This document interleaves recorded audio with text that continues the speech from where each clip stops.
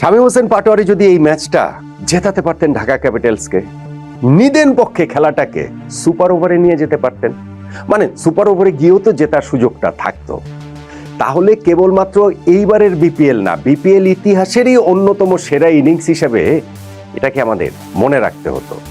আমরা এখনো মনে রাখবো, এখনো এটা এবারের বিপিএল এর অন্যতম সেরা ইনিংস হয়েই থাকবে। কিন্তু ধরেন বছর কয়েক পর হয়তোবা আমাদের সেই স্মৃতিতে ধুলো জমে যাবে, কেননা ম্যাচটা শেষ পর্যন্ত শামীম জেতাতে পারেননি।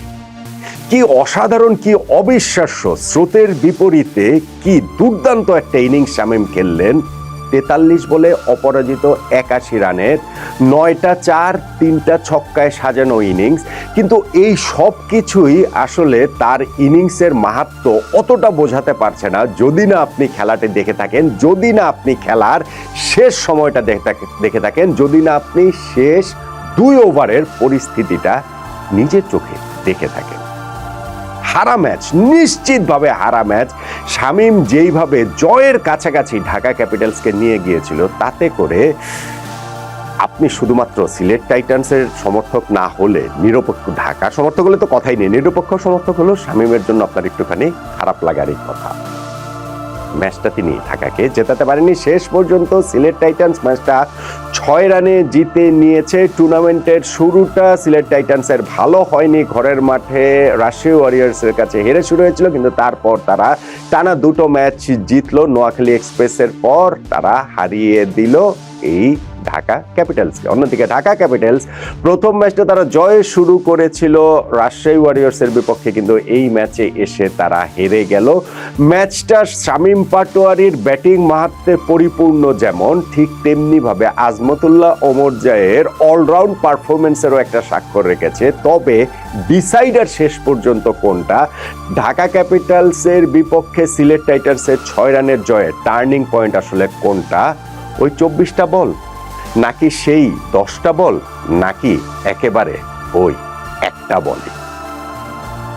দেখুন, শামীম পাটোয়ারির কথা বলছিলাম, আপনি একদম শেষ থেকে শুরু করুন। যে শেষ 2 ওভারে ঢাকা ক্যাপিটালসের প্রয়োজন ছিল 45 রান, শামীম পাটোয়ারি 47 রানে নট আউট রয়েছেন। তখন উইকেট চলে গেছে 8টা। ঢাকার জয়ের সম্ভাবনা কেউ কিন্তু আসলে দেখেননি, সত্যিকার অর্থেই কেউ দেখেননি। হ্যাঁ, শামীমের জায়গাতে পার্সোনাল গ্লোরি হচ্ছে, তার রানটা বাড়ছে, তার 50টা হবে, এইটা তার কনফিডেন্সের জন্য সামনের ম্যাচগুলোতে কাজে লাগবে। ভবিষ্যতে বাংলাদেশেরও হয়ে টি-20 ওয়ার্ল্ড কাপে এই ইনিংসটা দিকে পেছনে ফিরে তাকালে তিনি ওই আত্মবিশ্বাসটা পাবেন। তবে এই ম্যাচটা জিতিয়ে ফেলবেন, শেষ 2 ওভারে 2 উইকেট হাতে নিয়ে 45 রানের প্রয়োজনীয়তা মিটিয়ে ফেলবেন, অমনটা আসলে কেউ ভাবেননি। শামীম ওই সময় প্রায় আনথিঙ্কেবল যেটা, সেইটাকে বাস্তবে রূপ দিয়ে দিয়েছিলেন। 19 নম্বর ওভার করতে আসলেন আজমতুল্লাহ ওমরজয়, যিনি এই আফগানিস্তানের অলরাউন্ডার, বিশ্ব ক্রিকেটেরই অন্যতম সেরা অলরাউন্ডার। টি-20 ফরম্যাটে আইসিসি র্যাঙ্কিংয়েও 9 নম্বরে আছে তিনি, দেখলাম। কিন্তু তিনি আসলে খুবই খুবই প্রতিষ্ঠিত অলরাউন্ডার, যিনি এই ম্যাচটাতে প্রথমবারের মতো বিপিএল এ খেলতে নামছেন। এই জায়গাটাতে সিলেট টাইটান্সের হয়ে এবং ব্যাটে তার ঝড় উঠেছে। বোলিংয়েও তিনি 3 ওভারে 22 রান দিয়ে 3 উইকেট নিয়েছিলেন। কিন্তু ওই ওভারটাতে শামীম পাটোয়ারি তার উপরে চড়াও হন। প্রথমত হচ্ছে গিয়ে ওই যে রিভার্স স্ল্যাপে তিনি যে হচ্ছে গিয়ে একটা 4 মেরে নিজের 50তে পৌঁছে গেলেন। পরের বলে আবার ছক্কাটা মারলেন, ওই ওভারে আরো একটা 4 মারলেন এবং 18 রান নেওয়ার প্রেক্ষাপটে লাস্ট ওভারে 27 রানের প্রয়োজনীয়তা এসে দাঁড়ালো। হ্যাঁ, ঠিক আছে, 31 না 32 বলে শামীম 50 করেছে, সেটা ঠিক আছে, কিন্তু তারপরও শেষ ওভারে এই 27 রানটা হবে আর কিভাবে? তখনও আসলে খুব একটা এইটা ভাবা যায়নি যে ম্যাচটা ওই পর্যায় পর্যন্ত শামীম পাটোয়ারি নিয়ে যাবেন। লাস্ট ওভার বোলিং করতে আসলেন মোহাম্মদ আমের, যিনি ওয়ার্ল্ড ক্রিকেটে এত বছরের অভিজ্ঞ এবং তখনও ম্যাচ জয়ের জন্য সিলেট টাইটান্স ওভারওয়েলমিং ফেভারিট। প্রথম বলটা শামীম পাটোয়ারি 4 মারলেন মোহাম্মদ আমিরকে, 6 বলে 27 রান থেকে হয়ে গেল 5 বলে 23 রান। আমিরের নেক্সট বলটা ওয়াইড হলো, অতএব সেই 5 বলে 22 রান। নেক্সট বলটা নো বল হলো, 5 বলে 21 রান এবং ফ্রি হিটে শামীম পাটোয়ারি একটা ছক্কা মেরে দিলেন, 4 বলে প্রয়োজন 15 রান। তখন কিন্তু এইটাকে মনে হচ্ছিল যে শামীম যেই ফর্মে রয়েছেন এবং যেইভাবে তিনি ব্যাটে কানেক্ট করতে পারছেন, যেইভাবে তিনি সব ধরনের তার ওই ট্রেডমার্ক শর্ত রয়েছে, এই যে একেবারে এই কি বলা চলে যে স্কোয়ার লেগ ফাইন লেগের উপর দিয়ে তিনি যেই শটটা খেলেন এবং এই ইনিংসটাতে তিনি হচ্ছে গিয়ে ওই রিভার্সটা খুব ভালো খেলেছেন, স্ট্রেইট যে একটা 4 মেরেছেন সেটা তো অসাধারণ। ফলে 4 বলে 15 রানের ইকুয়েশনটা মিটিয়ে শামীম পাটোয়ারি ফেলতে পারবেন বলেও মনে হচ্ছিল, যদিও আমিরের করা নেক্সট বলটা এটা তিনি আসলে ছেড়ে দিলে হয়তো বা ওয়াইডি হতো। মারার চেষ্টা করেছিলেন, ব্যাটের ইনসাইড পার্টে লাগলো, কোনো রান হলো না, 3 বলে 15 রান হয়ে গেল। নেক্সট বলে তো তিনি আবার একটা 4 মেরে দিলেন, 2 বলে 11 রান। নেক্সট বলে তো তিনি আরো একটা 4 মেরে দিলেন। লাস্ট বলে তখন 7 রান প্রয়োজন, না 7 রান নিতে পারবেন না, কিন্তু লাস্ট বলটা তিনি যদি ছক্কা মারেন তাহলে তো ওইটা খেলাটা সুপার ওভারে পর্যন্ত নিয়ে যাওয়া যায় এবং শামীম পাটোয়ারির পক্ষে তো সেটা আসলে সম্ভব ছিল। মোহাম্মদ আমির ওই সময় তার এই এত বছরের সকল এক্সপিরিয়েন্স ঢেলে এনে একটা যে বলটা করলেন, পারফেক্ট একটা ইয়র্কার তিনি করলেন, যে ইয়র্কারে শামীম পাটোয়ারির ব্লক করা ছাড়া আসলে কিছু করার ছিল না। মানে তিনি চাইলে মারতে যেতে পারতেনই, কিন্তু সেই ক্ষেত্রে হয়তো বা বোল্ড হয়ে যেতে পারতেন, এলবিডব্লিউ হয়ে যেতে পারতেন। অসাধারণ একটা ডেলিভারি মোহাম্মদ আমির ওই লাস্ট বলটাতে করলেন, ফলে শামীমের ওইখানটাতে সত্যিকার অর্থেই তেমন কিছু করার ছিল না এবং 6 রানে ম্যাচটা শামীম পাটোয়ারি দল ঢাকা ক্যাপিটালস হেরে গেল। শামীম পাটোয়ারি নিজে আসলে ট্রাজিক হিরো হয়ে গেলেন।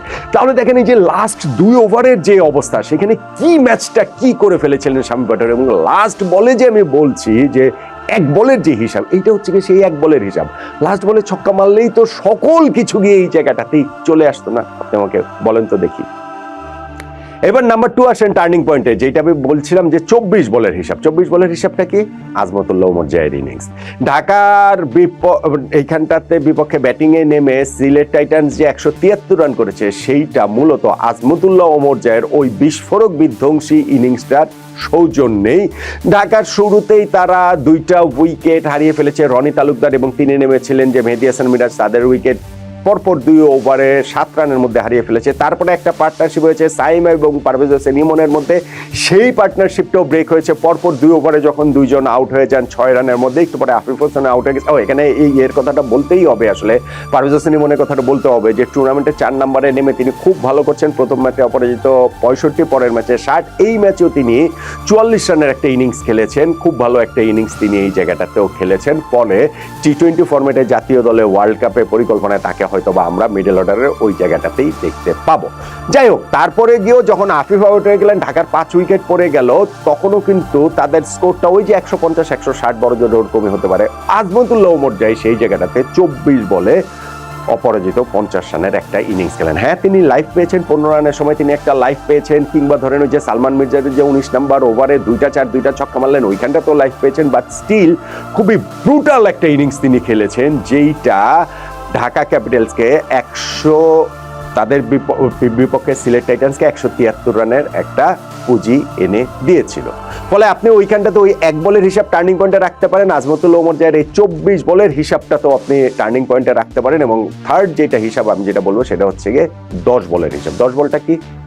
174 রানের টার্গেটে ব্যাটিং করতে নেমেছে ঢাকা ক্যাপিটালস। শুরুতেই তারা একটা উইকেট হারিয়েছে, তারপরে পাওয়ার প্লেটা ওইভাবেই তারা প্রায় পেরিয়ে যাচ্ছিল, কিন্তু পাওয়ার প্লের একেবারে লাস্ট বলটাতে গিয়ে নাসুম আহমেদ ওইখানে উসমান খানের উইকেটটা তুলে নিলেন। ওই জায়গাটাতে তারা একটা ব্রেক থ্রু পেয়ে গেল এবং নেক্সট ওভারটাতেই 2টা উইকেট তুলে নিলেন সেই আজমতুল্লাহ ওমর জয়। সাইফ হাসান এবং মোহাম্মদ মিঠুনের উইকেটটা তুলে নিলেন এবং নেক্সট ওভারটাতে যখন মেহেদী হাসান মিরাজ তিনি নাসির হোসেনকে আউট করলেন, এই 10 রানের মধ্যে 4টা উইকেট কিন্তু সিলেট টাইটান্স তুলে নিল।